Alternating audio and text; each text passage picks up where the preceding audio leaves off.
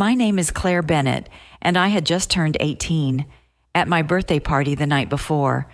My father pulled me aside and whispered, "When this is over, you're going to sign a few papers for Uncle Ray. It's just a formality."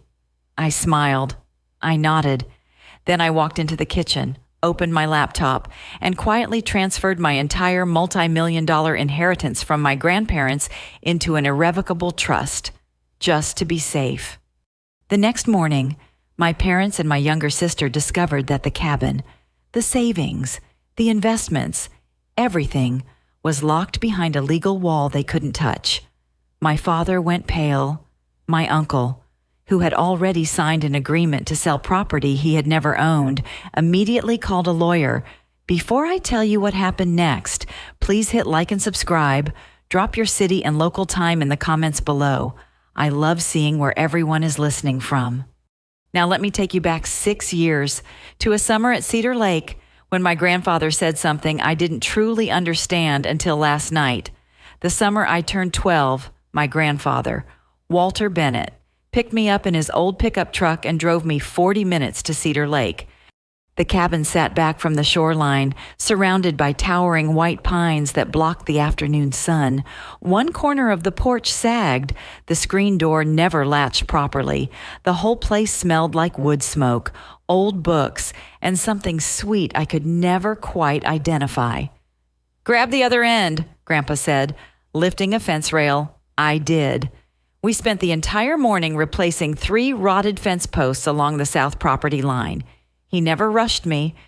Instead, he showed me how to test the wood by pressing my thumb into the grain. "If it gives," he said, "it's finished." Inside, Grandma Evelyn had iced tea and 2 sandwiches waiting on the kitchen table, the one Grandpa had built with his own hands the year they got married. Later, when I stepped onto the porch, she was sitting in her favorite chair reading a novel. She patted the empty seat beside her. We sat together in silence, watching the lake until the sunlight turned golden. That evening, as Grandpa brushed sawdust from his hands, he looked at me and said, "This cabin stays in the family, but family isn't always about blood. Claire, family is whoever shows up." I didn't really understand what he meant. I was only 12. I assumed he was just being poetic. He wasn't. That entire summer, I returned to Cedar Lake every weekend. I learned where the water heater leaked, which window always stuck, and how to bleed the radiator before winter. In October, Grandma taught me to organize the bookshelves by color because, she said, it made the room feel warmer. Grandpa showed me the property markers, old iron stakes he had hammered into the ground himself years earlier. What I didn't know was that he had already begun meeting with an attorney to discuss this very property. And me, back home, everything felt different. Our house in Ridgemont was perfectly fine. 3 bedrooms, a yard that constantly needed mowing, a garage my father used as an office for his building supply business. It was fine, just not warm. My younger sister, Emily, was 10 and had the larger bedroom. It had been completely redecorated the previous spring. Lavender walls, new furniture, a designer desk lamp that cost more than every book on my shelf combined. Meanwhile, my room still had the stained carpet left behind by the previous owners. One evening at dinner, my father brought up the cabin. "Dad's place is just sitting there losing value," Michael said as he cut into his steak.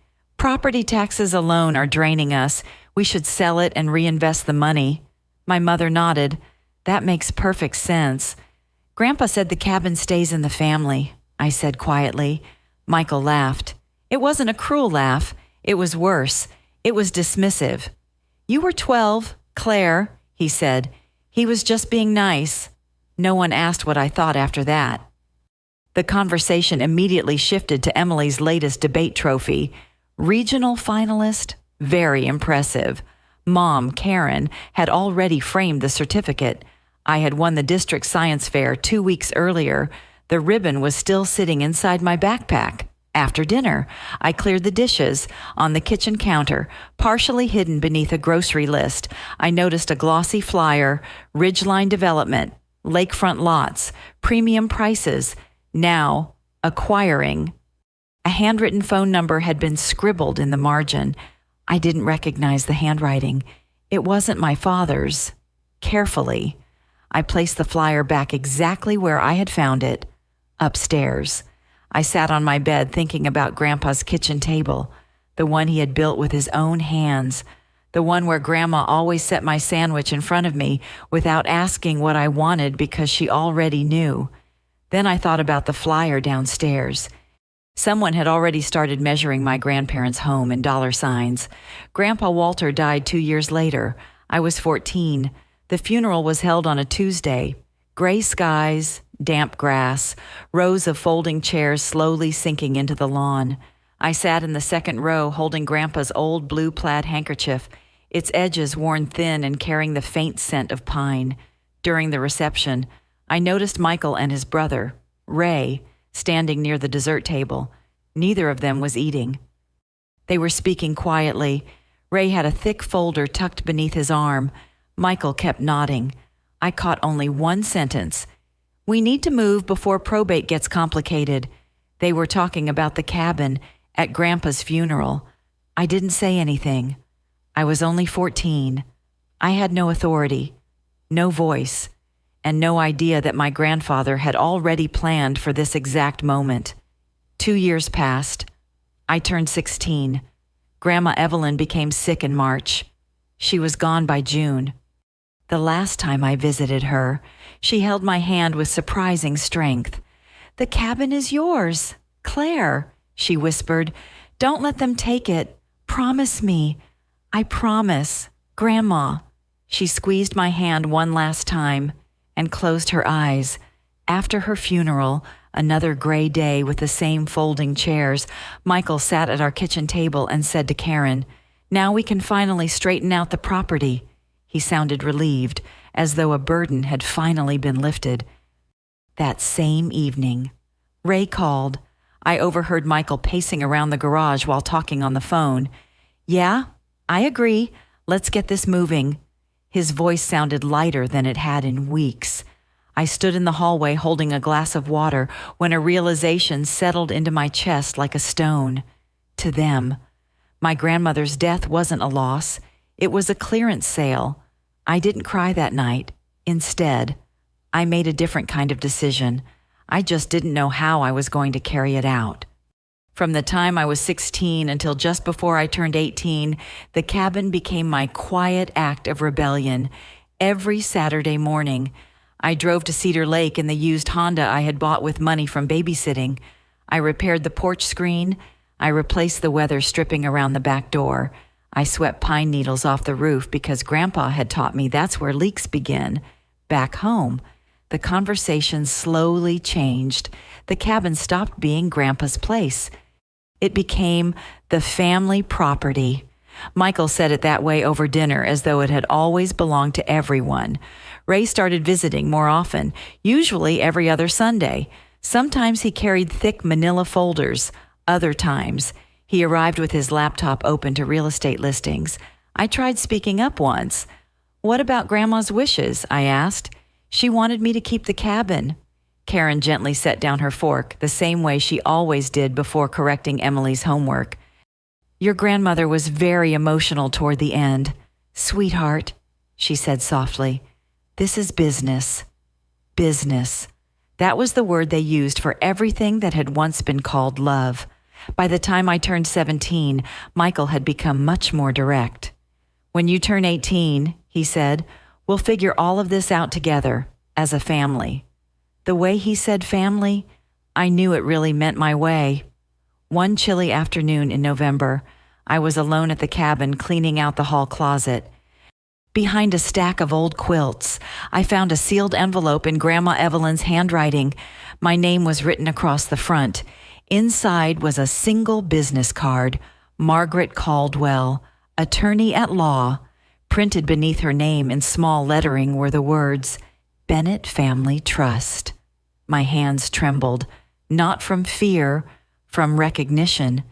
Grandma had left this there for me to find. She knew I would be the one cleaning out closets. Not Michael, not Ray, me. I slipped the card into my wallet. I didn't call, not yet. 3 months before my 18th birthday, Margaret Caldwell called me first. The call came on a Thursday evening in February. I was in my room doing calculus homework when my phone lit up with an unfamiliar local number. "Claire, this is Margaret Caldwell. I was your grandparents' attorney." Her voice was steady, professional, and careful, like someone who had rehearsed the opening. "I need to speak with you before your birthday. There are things you need to know, and there isn't much time." She told me to meet her the following Saturday at her office downtown. Alone. So I went. Margaret Caldwell was in her late 50s, with silver hair and reading glasses hanging from a chain around her neck. Her office was small, organized, and smelled like old paper and coffee. She sat across from me and opened a folder. "Your grandparents hired me 6 years ago," she said. "They established an irrevocable trust, the cabin, a savings account, and an investment portfolio. Total value, approximately $2.1 million. All of it is held in the trust. You are the sole beneficiary." I felt the room tilt slightly. My grandparents had left me everything. "They transferred it into the trust while they were alive," Margaret continued. "Legally, it never entered their estate. It cannot go through probate. Your father and uncle have no claim." She slid a document across the desk, a summary of the trust. My name was on the second line. "The title to the cabin was recorded under the trust at the county recorder's office 6 years ago," she said. "Your father doesn't know that." "Why didn't they tell him?" Margaret paused.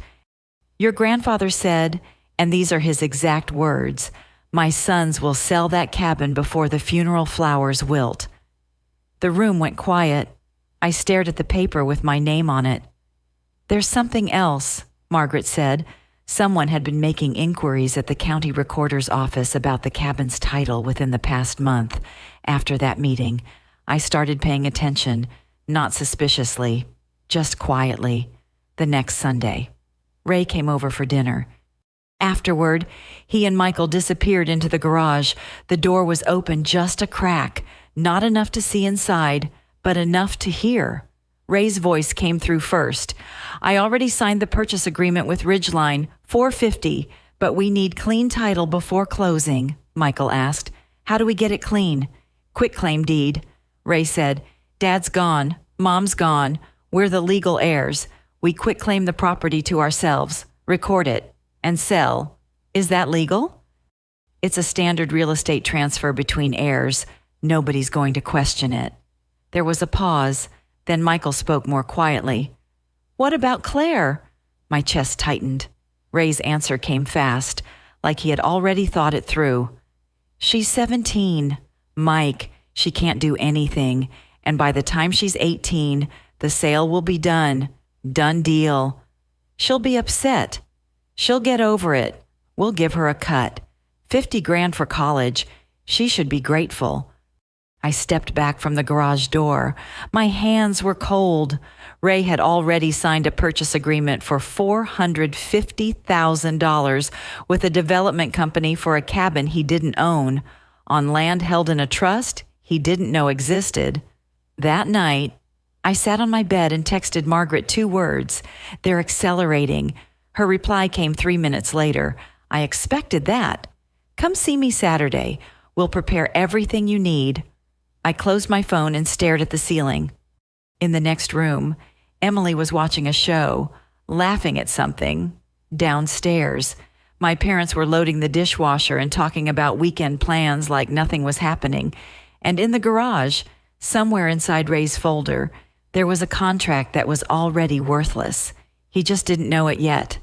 That Saturday, I went back to Margaret's office. She laid out the timeline on a legal pad, drawing lines between dates like a battle plan. "The cabin title is already under the trust," she explained. "If Ray files a quitclaim deed, the county recorder should reject it because the chain of title won't match.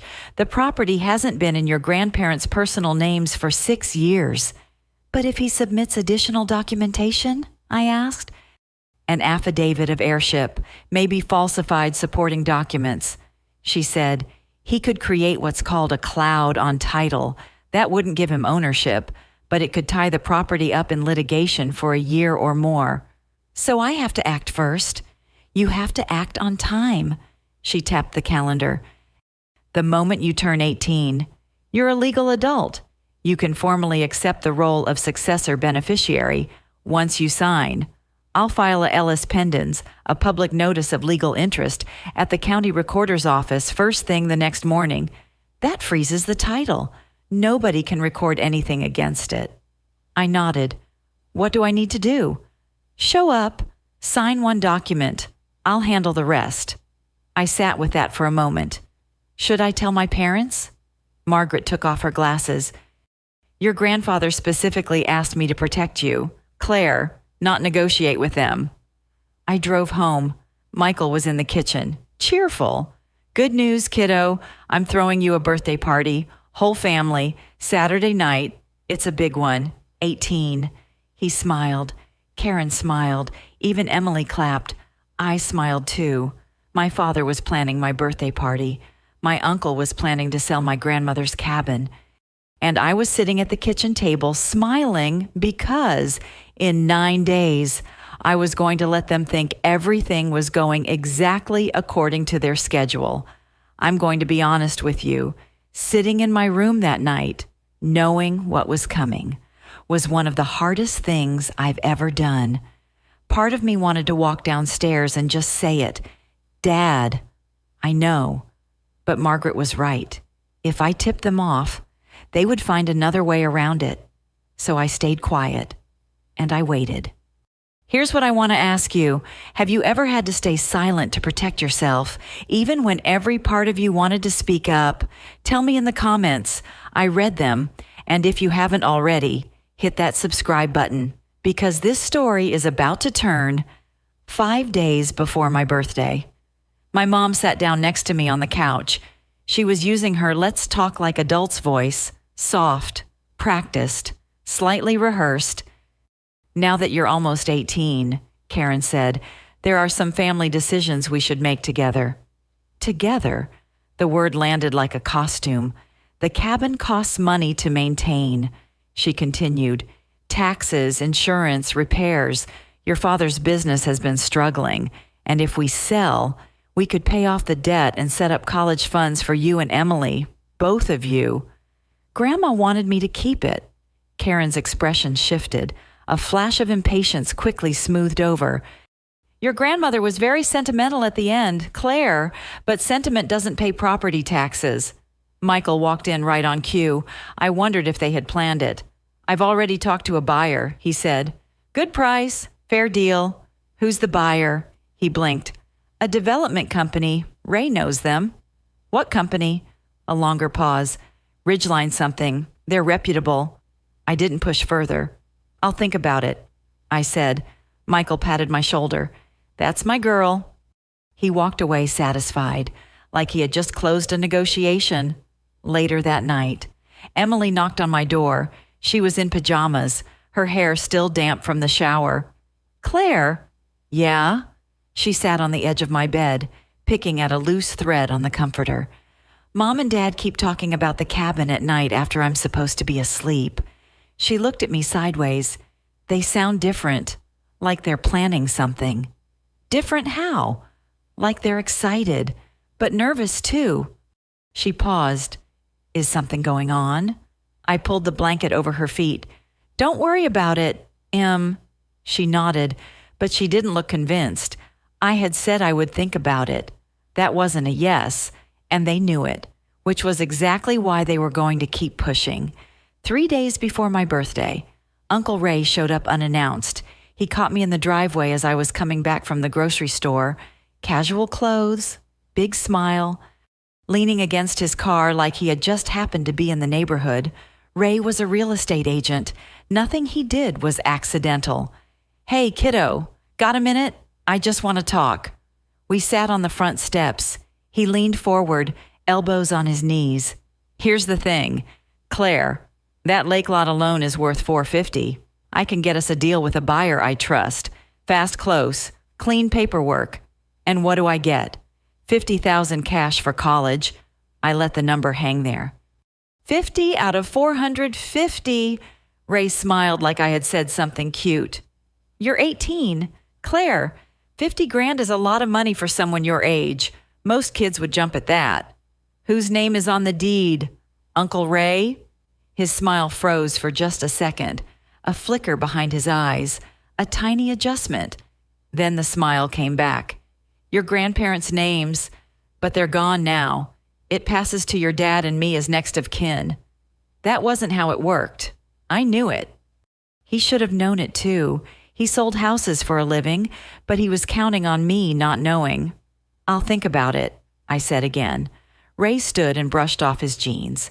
Don't overthink this one. Claire, opportunities like this don't wait. He drove away. Before he even reached the end of the street, he was already on the phone. I could see his mouth moving through the driver's side window. That night, I texted Margaret again. They're accelerating. She replied, stay the course. 3 more days. 3 more days. I could do 3 more days. The night before my birthday, I drove to the cabin alone. The road was quiet. Cedar Lake sat flat and dark beneath a half moon, and the pines along the bank looked like paper cutouts against the sky.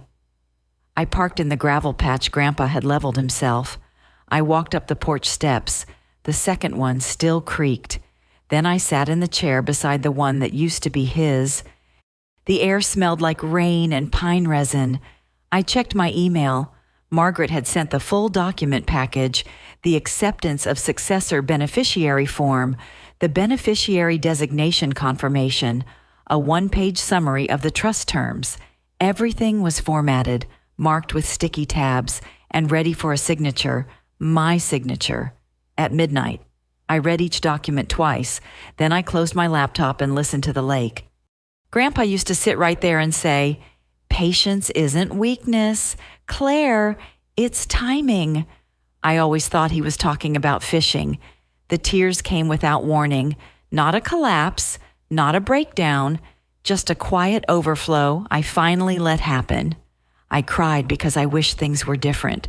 I wished my father had been the kind of man who would have taken me fishing at that lake instead of calculating its resale value.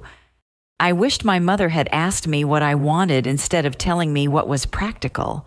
I wished I didn't have to sign legal documents at midnight to protect myself from the people who were supposed to protect me. But wishes don't hold up in court. Trust documents do.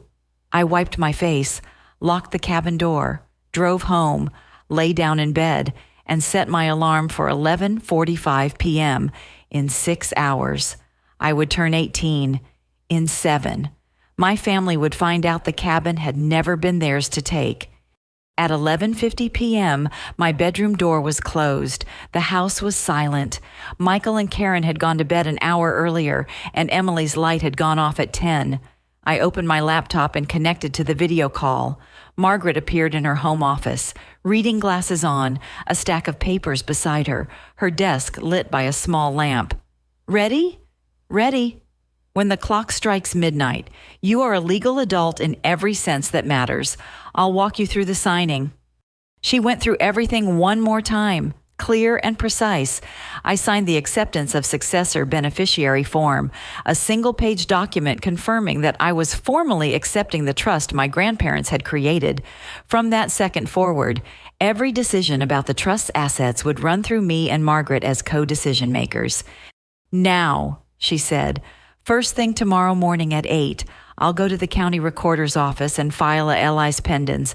It's a public notice stating that there is a legal interest pending on the property. Once it's recorded, no one can sell, transfer, or encumber the title while it's active. What if they've already filed something? Then whatever they filed will be flagged. The chain of title will show the trust was recorded 6 years ago, not your father. Any conflicting document gets rejected. I looked down at the signed paper in my hand, my name in ink, my grandparents' names printed above mine. Margaret's voice softened slightly. This isn't a trick. Claire, this is your grandfather's last gift. You just had to be old enough to accept it. The clock on my laptop read 12:03 a.m. I was 18. I was the legal beneficiary of the Bennett Family Irrevocable Trust, and downstairs, in the garage, my uncle's quitclaim deed was already a dead document. He would find that out in about 9 hours, across town, in the kitchen of a rented duplex. Ray Bennett was printing documents. I didn't know that at the time. I pieced it together later from what the county clerk told Margaret and from what Michael eventually admitted during one of our harder conversations. But here's what happened that same night. While I was signing my acceptance form upstairs, Ray printed a quitclaim deed, a one-page form that transfers property rights from one party to another without any warranty of ownership, legitimate when used correctly. Criminal when the person signing it has no rights to transfer. He called Michael at 11:30 p.m. Everything's ready. We file at 9. The recorder's office opens at 8. But I want to make sure Claire is distracted with birthday stuff first. Ray, are you sure about this? Michael, they're dead. We're next of kin. It's simple. It wasn't simple. It was forgery dressed up in standard real estate language. Ray also had a second document open on his laptop, a purchase agreement with Ridgeline Development LLC. Purchase price, $450,000. Closing date, 30 days after the quitclaim deed was recorded. If Ray couldn't deliver clean title within that window, he would owe Ridgeline a $45,000 penalty, plus damages. He had signed that agreement 2 months earlier, before my grandparents' title had even been fully searched, before he had verified that the property was part of the estate at all. He assumed it was. He assumed no one had planned otherwise. Ray had bet nearly $500,000 on a piece of paper that didn't belong to him. He just didn't know it yet. And in 9 hours, when he walked into the county recorder's office with his quitclaim deed and his confident handshake, he was going to find out that the entire chain of title told a very different story. My birthday party started at 4 in the afternoon. The living room was full, maybe 20 people, neighbors, a few of my parents' friends from church. 2 of Michael's old business contacts, Emily's best friend's family. Nora Whitaker from next door to the cabin was there too, sitting near the window with a glass of lemonade and sharp, watchful eyes. There were balloons, a silver banner that said, "Happy 18th," a sheet cake from the bakery on Main Street. I smiled. I thanked everyone. I opened the small gifts. A journal, a gift card, a picture frame. In my jacket pocket, folded into a neat square, was the signed acceptance form from the night before. I didn't touch it. I didn't need to. It was already done. Michael stood near the cake table and tapped his glass. The room quieted. "I just want to say Claire is officially an adult today," he began. "Karen and I are so proud of her." He paused and looked around the room. "And as a family, we have some exciting plans for the future." Then he looked at me and smiled. "Right, Claire?" Every face in the room turned toward me. "Thanks, Dad," I said. Nothing more. Michael waited a beat, then laughed it off and raised his glass. The room followed. Conversation resumed. From the corner of my eye, I saw Ray by the front door, checking his phone and typing quickly with both thumbs. Nora caught my arm as I passed by the window. She leaned in close, smelling faintly of lavender hand cream. "Your grandmother would want you to know something," she said quietly. "I saw your uncle at the cabin last week with 2 men in suits. They were walking the lot line with a measuring tape. Ray had brought the buyers to the property before he even had the title. That was how confident he was. After the cake was cut and plates were passed around, Michael stood again. This time, his voice was louder, more deliberate, the voice of a man who had been waiting for an audience. "Before we wrap up, I want to share something with everyone." He placed a hand on Karen's shoulder. "Our family has been going through a difficult time financially. Some of you know about the store. It's been hard." Sympathetic murmurs moved through the room. "But Walter and Evelyn, my parents, left us something. The cabin out at Cedar Lake, and as a family. We've decided to sell it to secure everyone's future. We've decided." The words hit my skin like cold water. He was announcing it in front of 20 people as if it were already settled. Then he looked straight at me. Claire understands. She knows this is what's best for all of us. Right, sweetheart? The room waited. Every eye found me. Neighbors who had known me since I was little. Nora with her lemonade. Emily half hidden behind the couch. Karen added with a smile. It's what responsible families do. We sacrifice for each other. I set my fork on my plate. The clink was the only sound in the room. I never agreed to sell the cabin. Dad? Michael's smile stayed in place, but the muscles along his jaw tightened. She's kidding, he said. Birthday nerves. I'm not kidding. Ray stepped forward from the doorway. Come on, Claire, this isn't the time or place. I picked up my glass of water, took a slow sip, and set it back down. You're right, Uncle Ray. This isn't the time. I held his gaze. The time is 8 o'clock tomorrow morning. Silence. Ray's phone buzzed in his pocket. He didn't check it. No one in the room moved. The guests started leaving after that.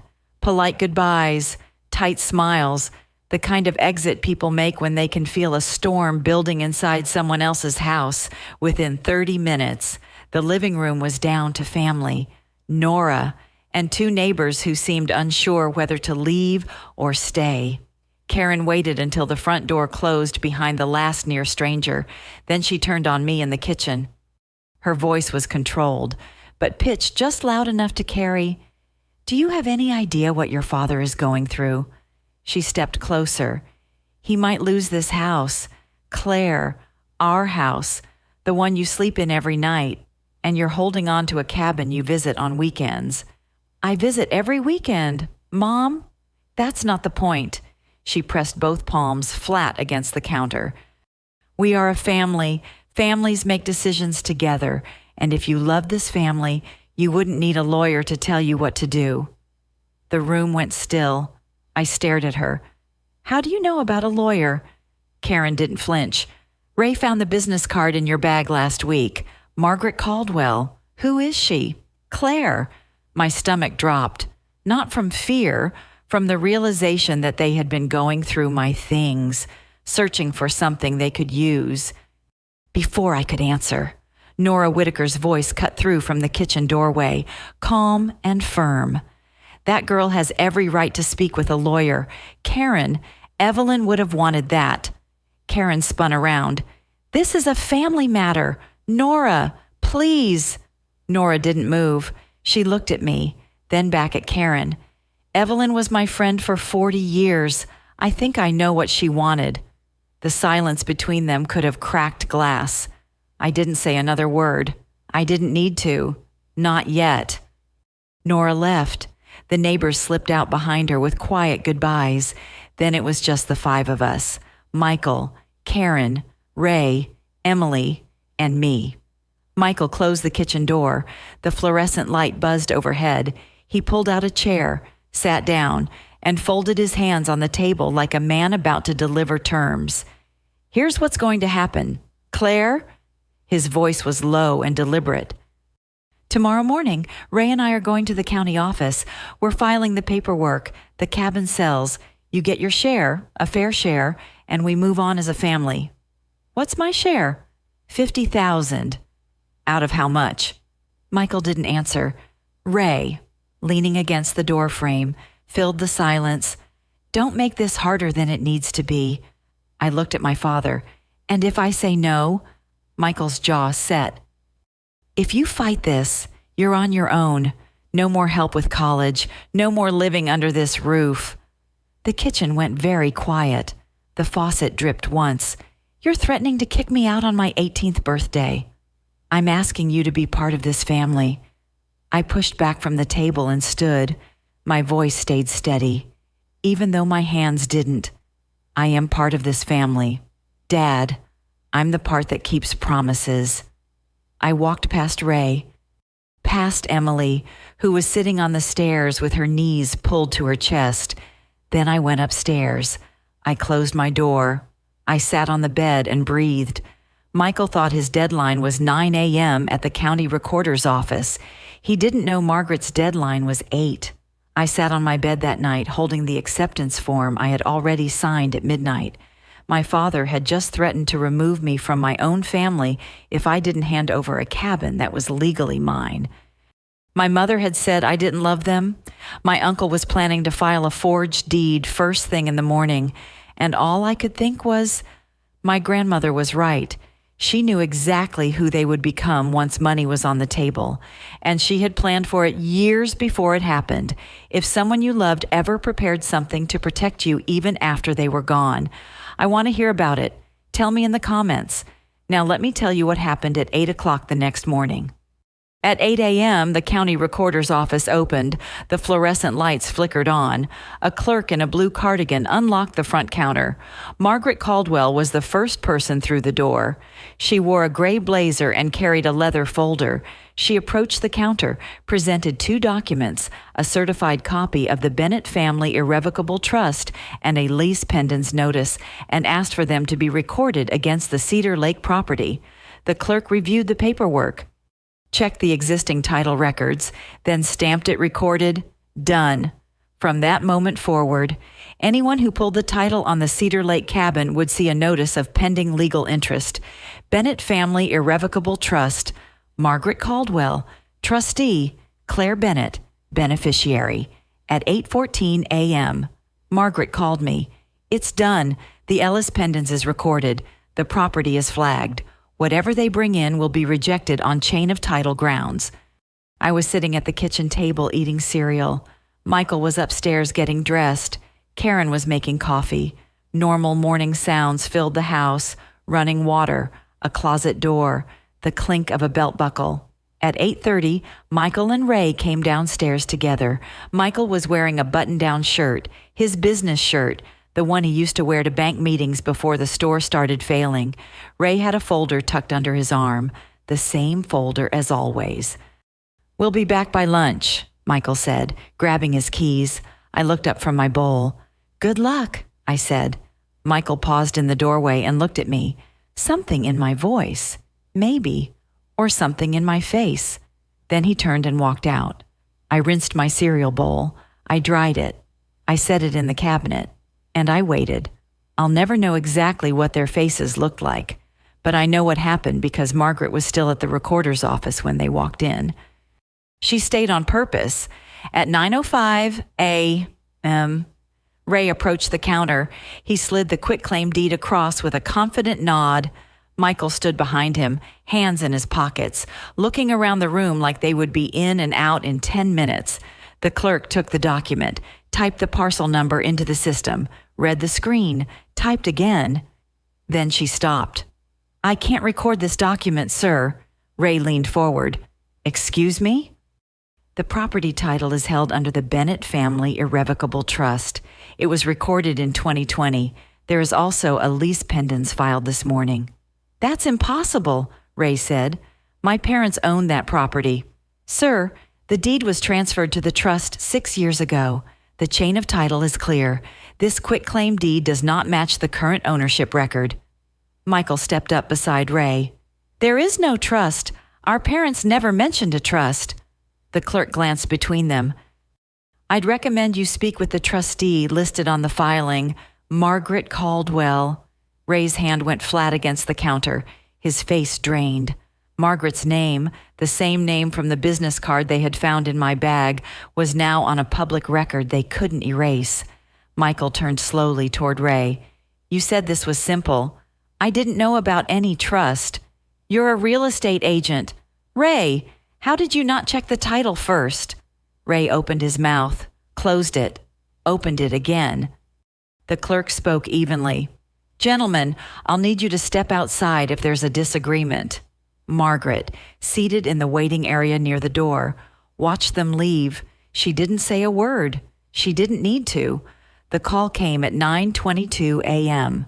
I was sitting on the porch, watching the neighbor's sprinklers sweep back and forth across the lawn. "What did you do?" Michael's voice was tight, shaking. I could hear traffic behind him. He was in the parking lot. "I accepted what Grandpa and Grandma left me. That's all." "You went behind our backs with some lawyer we've never even heard of." Margaret Caldwell has been the trust attorney for 6 years. Dad, you just never asked. There was a beat of silence, heavy breathing. This is my parents' property, Claire. I'm their son, and they chose to leave it to me. I kept my voice even, not because they didn't love you, but because they didn't trust you with it. The silence that followed was the longest of my life. I counted the sprinkler rotations, 3 full arcs before he spoke again. We'll fight this. You can try, but the trust is irrevocable. That means even I can't dissolve it. There's nothing for anyone to undo. You don't know what you're talking about. I do. Dad, I've had 3 months to learn. He hung up. No goodbye, just a click and dead air. I set the phone on the porch railing. My hands were shaking, not from anger, not from fear, from the weight of saying those words to my own father, from knowing the man who taught me how to ride a bike when I was 6 was the same man who had just tried to sell my grandmother's home out from under me. I sat there until the shaking stopped. It took a while. Then my phone buzzed again. An unfamiliar number. A man's voice came through, brisk and corporate. Miss Bennett, this is Carter Briggs from Ridgeline Development. We need to talk.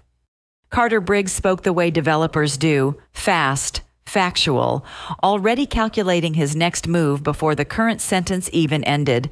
We have a purchase agreement with Ray Bennett for the Cedar Lake property. He guaranteed clean title. We've just been informed there is a lease pendens on the parcel. That's correct. Can you explain the situation, Miss Bennett? My uncle does not own that property. He never did. The cabin and the land have been held in an irrevocable trust since 2020. I am the sole beneficiary. There was a pause, the sound of papers shifting on the other end. He represented himself as the heir. I understand, but representation doesn't create ownership.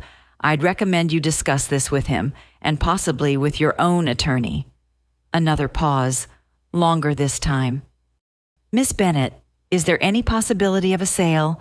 We'd be prepared to make a competitive offer directly to the trust. The property is not for sale. Understood. His voice hardened slightly. Then we'll be pursuing our remedies against Mr. Bennett. I gave him Margaret's number. Within the hour, she confirmed to Ridgeline's legal team what I had already told Carter. The trust was valid. Ray had no authority. And the purchase agreement had been executed based on a misrepresentation of ownership. Ridgeline's response was immediate. They were pursuing Ray for breach of contract, the $45,000 penalty clause, plus damages. That afternoon, Margaret called with one more piece of information. Her voice was careful but direct. Claire, the quitclaim deed Ray attempted to file included a notary stamp. I had the recorder's office pull a copy before they rejected it. The stamp doesn't match any registered notary in the county. It appears to be forged. I closed my eyes. That's a felony, isn't it? In this state? Yes. My uncle hadn't just tried to steal my cabin. He had committed a crime to do it.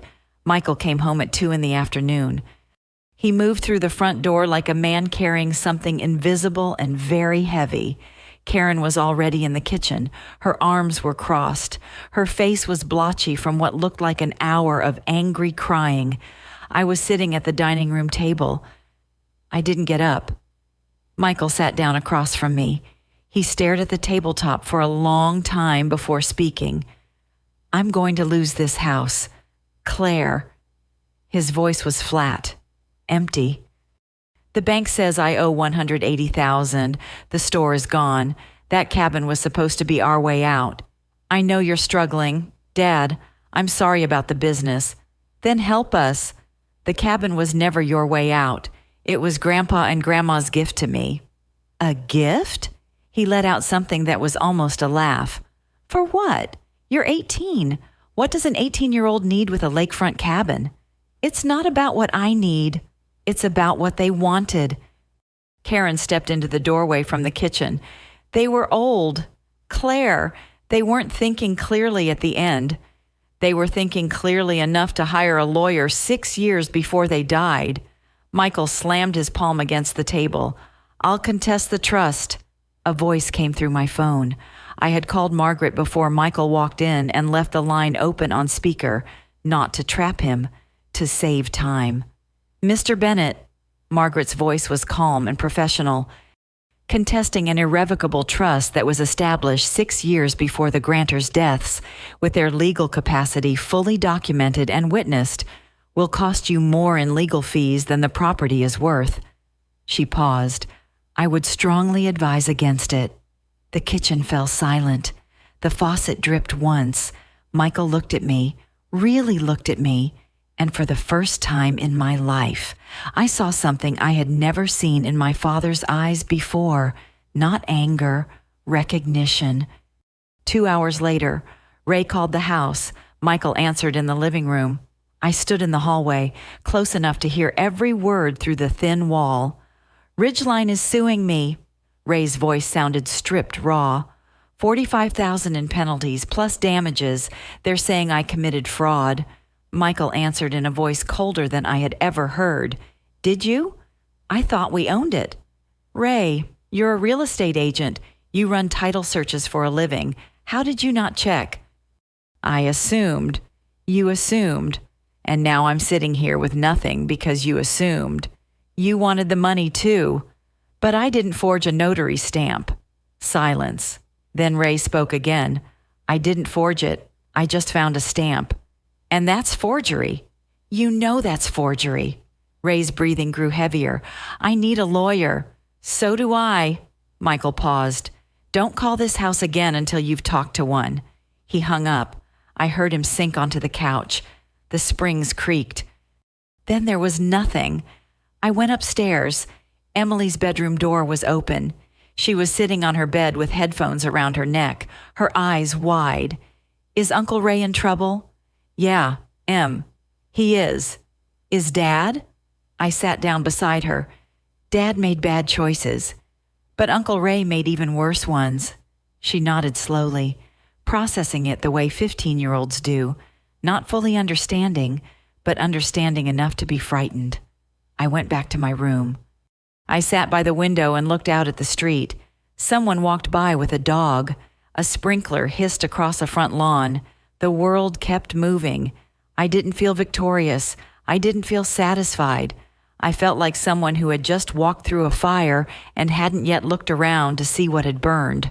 Over the next 3 weeks, the consequences fell like dominoes, and every one of them made a sound. Ridgeline Development filed a civil lawsuit against Ray Bennett. Breach of contract.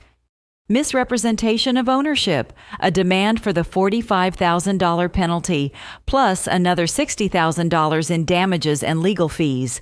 Their attorney sent the complaint by certified mail to Ray's duplex. He signed for it on a Tuesday. The county district attorney's office received a referral from the recorder's office concerning the forged notary stamp. An investigator was assigned. Ray's real estate license was suspended pending the outcome. Whatever income he still had disappeared overnight. Word spread quickly in a small town, not because I told anyone, I didn't, but court filings are public records.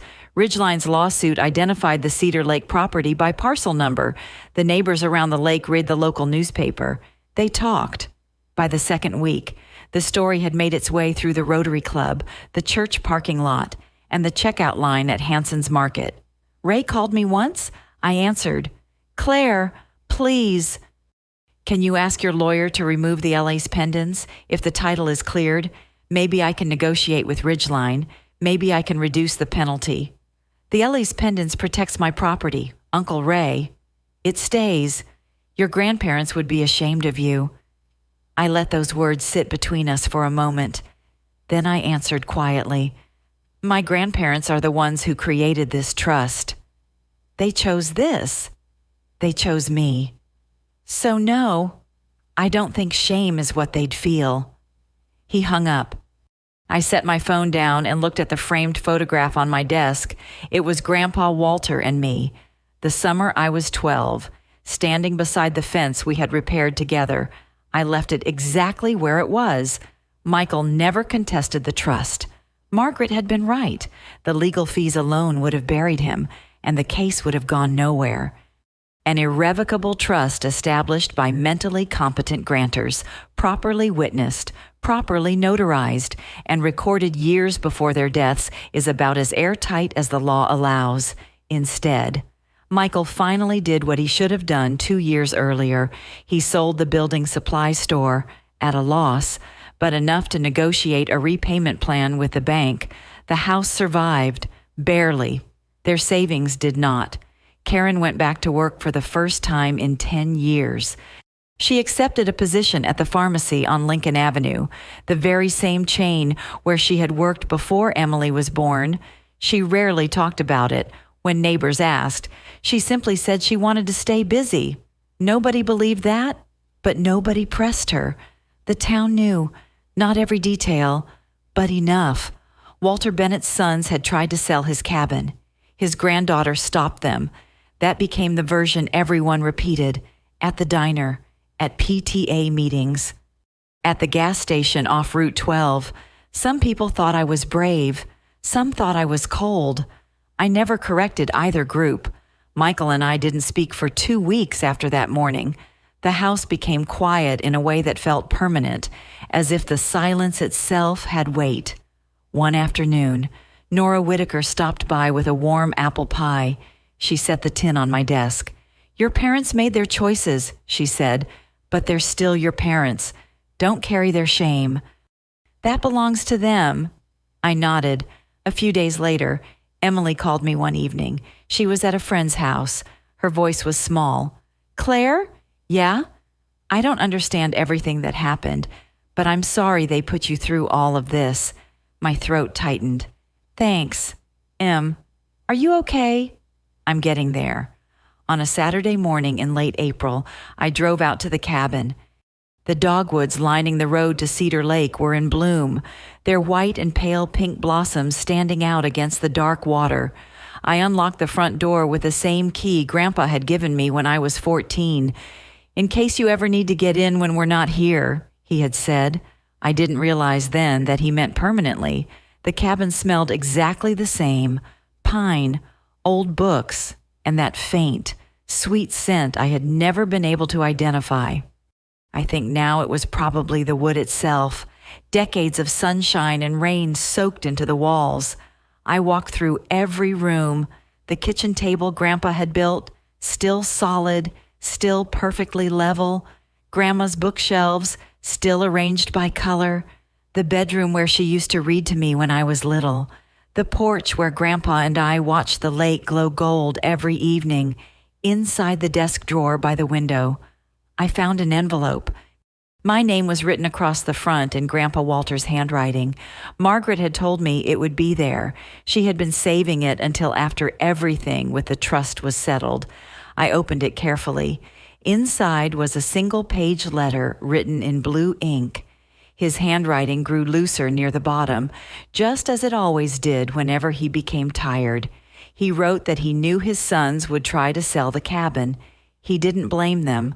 Michael was his son. He loved him.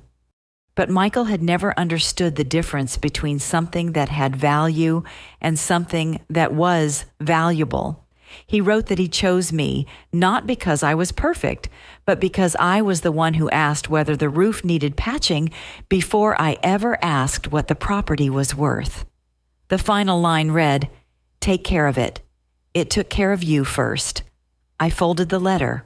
I sat on the porch, and I breathed. The following week, Margaret called. "I have good news. The Ellis pendants can be withdrawn now that there's no active threat to the title. Once it's removed, the property records will simply show the trust as the sole owner. Clean title, no encumbrances, no clouds. And Ray? He settled with Ridgeline. He paid the $45,000 penalty using a personal loan. The deal is dead." As for the forged notary stamp, the district attorney's office is still reviewing the case. He could face a misdemeanor charge or possibly a felony, depending on where the investigation leads. And his real estate license?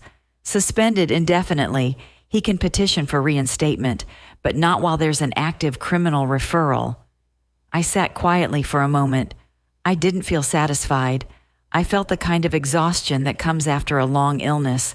Not sick anymore, but not completely well either. There's one more thing, Margaret said. In the trust documents, your grandparents established a separate education fund, $50,000, specifically designated for your college expenses. It's been earning interest for 6 years. The current balance is just over $58,000. My eyes stung. $50,000. The exact amount Michael had offered me as my share of the sale. The exact amount Ray had dangled in front of me like a bribe. My grandparents had quietly set that money aside years earlier without telling anyone. Claire, are you still there? Yeah. My voice cracked just a little. I'm here. Your grandparents would be proud of you. I just kept a promise. Margaret. That same week, I enrolled at Ridgemont Community College. My major was environmental science. My minor was forestry. The campus was only 20 minutes from the cabin, closer than my parents' house. When I filled out the housing forms, I wrote the cabin's address under current address for the first time. It felt like coming home because it was. I asked Michael and Karen to meet me at the coffee shop on Birch Street. Neutral ground, not the house, not the cabin, somewhere public, somewhere calm. They arrived together. Michael was wearing a flannel shirt I hadn't seen in years. It had belonged to Grandpa Walter. Karen held her purse tightly against her side, the way she always did when she was nervous. We ordered our drinks. I waited until the cups were sitting on the table. I love you, I said. Both of you. I need you to know that before I say what comes next, because it may not sound like it. Karen's jaw tightened, but she nodded. The cabin is not for sale. Not now. Not ever. I'm not going to feel guilty for keeping a promise I made to Grandma. A promise she trusted me to keep because she didn't believe anyone else would. Michael stared into his coffee. I'm not cutting you out of my life, I continued. But if we're going to have a relationship, it has to be built on respect. Not on what I can give you financially. Not on guilt. And not on the idea that I owe you something simply because you're my parents. Karen started to speak. We just wanted what was best.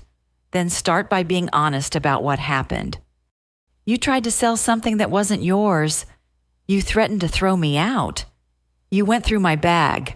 Karen closed her mouth. Michael still hadn't looked up. When he finally spoke, his voice was rough. I don't know how to fix this. You don't have to fix it today. I stood up. I left enough cash on the table to cover all 3 coffees. I'll call you Sunday. He nodded, just one small nod. I walked out into the sunlight. It was the most I could hope for right then. And it was enough.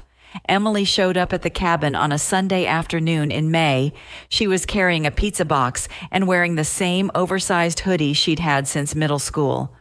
I brought lunch, she said. Hope you like pepperoni. Always. We sat on the porch with paper plates on our laps and the pizza box between us. The lake was perfectly still. A heron stood in the shallows near the dock, completely motionless, waiting for something beneath the surface. Emily ate slowly. She wasn't there for the pizza. I didn't know about any of it, she finally said. Mom and Dad never told me. I know. Was I part of the problem? I looked at her, 15 years old, thin shoulders, still growing into the person she would someday become. She hadn't chosen any of this. She hadn't asked to be the favorite. She never realized that the attention she received had been taken from somewhere else. You were a kid, Em. We both were. She nodded. She peeled a piece of cheese off her slice and set it on the edge of her plate. It's really beautiful here, she said, gazing out across the water. Grandma used to say the exact same thing every single time she sat in that chair. Emily glanced toward the empty chair beside mine. Grandpa's chair, the one with the armrest he had sanded smooth. Can I come back sometimes? Anytime. She rested her head against my shoulder for just a moment. Then she sat back up and took another bite of pizza. We didn't talk about our parents. We didn't talk about trusts or lawsuits or forged documents. Instead, we talked about her school project, the Heron, whether the dock would need new planks before summer was over. The cabin hadn't just protected a piece of property, it had made room for something new to begin. Early June, 6 o'clock in the morning. I sat on the porch with a cup of coffee, watching the mist slowly lift off Cedar Lake. The pines stood sharp against a pale morning sky. Somewhere across the water, a loon called. 2 long notes, then silence. I didn't win against my family. There's no winning when the people who hurt you are the same people who were supposed to protect you. You don't receive a trophy for surviving something that never should have happened in the first place. But I kept a promise. And for the first time in my life, I was standing somewhere that truly belonged to me, not because I fought for it, because 2 people loved me enough to prepare for exactly this moment. They saw the storm long before I did. They built the shelter before I even knew I would need one. My grandparents couldn't stop my parents from becoming who they chose to be. They couldn't make Michael less desperate or Karen less afraid. They couldn't stop Ray from chasing money that never belonged to him, but they could make sure I had solid ground beneath my feet. Literally. I thought about the letter in the desk drawer, about Grandpa's words, the difference between something that has value and something that is valuable. This cabin had both, but only one of those things could be measured. My family spent 2 years chasing the wrong one. I took another sip of coffee. The mist disappeared. The lake turned blue. If you're listening to this and you feel like no one is in your corner, I want you to hear me. Sometimes the people protecting you aren't standing beside you. Sometimes they made plans for you years earlier without ever saying a word. And sometimes all you have to do is show up, sign the papers, and keep the promise. Peace doesn't come from revenge. It comes from standing on something solid and knowing you built your life on it. That's my story. If it made you feel something, anger, relief, hope, or simply a little less alone, then it accomplished exactly what I hoped it would. Now I have a question for you. If you could protect one thing in your life, a place, a person, or a promise, what would it be? Tell me in the comments. I read every single one. And if this story stayed with you, share it with someone who needs to hear it, if you haven't subscribed yet. I'd love to have you here for the next story. And be sure to check the description for more stories like this.